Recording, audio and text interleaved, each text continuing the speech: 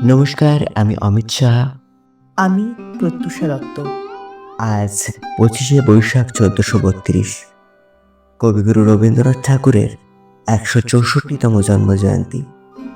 তাই আজকের এই বিশেষ দিনটিকে স্মরণীয় করে রাখতে আমরা তার প্রতি অর্পণ করব আমাদের অন্তরের শ্রদ্ধাঞ্জলি। তাই আজ আমাদের যৌথ উপস্থাপনা কবি শ্যামাপ্রসাদ ঘোষের লেখা তোমার কথায় তোমাকেই খুঁজি। তুমি বলেছিলে, এখনই অন্ধ, বন্ধ করো না পাখা। তুমি বলেছিলে, সাথে কেউ নেই, দরকার নেই থাকার, শুধু থাকে যেন বুকের মধ্যে সাহস একলা চলার। তিক্ত হলেও সত্যি কথাকে মুখের সামনে বলার। দেশের মাটিতে মাথা ঠেকানোর কথা বলেছিলে তুমি। বলেছিলে, সব দলিত পায়ের স্পর্শে পুণ্যভূমি। মরা গাঙে বান আনবার জোর তুমি দিয়েছিলে মনে। সব অন্তর বিকশিত হোক বলেছ সঙ্গোপনে।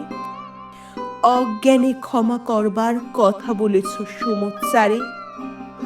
বলেছ সকল আলোর উৎস সঘন অন্ধকারে। মন্দ মধুর হাওয়া লেগে গেলে অমল ধবল পালে। তোমার চোখের আলো খেলে যায় শিমুল পলাশ ডালে। সবার রঙেতে রঙকে মেশালে গৌরবের সৌরভে। তোমার কথায় মুক্ত হৃদয় খুবই তৃপ্ত হবে। দক্ষিণ দুয়ার তুমি খুলে দিলে, আসবে উতল হাওয়া। আনন্দধারা বহিবে ভুবনে, শুরু হবে গান গাওয়া। তোমার কথায় তোমাকেই খুঁজি, তাতে জাগে বিস্ময়। আকাশ ভরানো সূর্য তারায় প্রাণ হয় বাংময়। তুমি ছাড়া কিছু আছে নাকি আর, এ প্রশ্ন মনে এলে দেখি কিছু নেই, শুধু তুমি আছো মগ্ন দৃষ্টি মেলে। তুমি ঋষি, তুমি সত্য দ্রষ্টা, এই বলে যদি ডাকি। উপনিষদের বাণী নিয়ে যদি উড়ে আসে সব পাখি। সে পাখিরা যদি তোমার কথায় গায় ঐক্যের গান।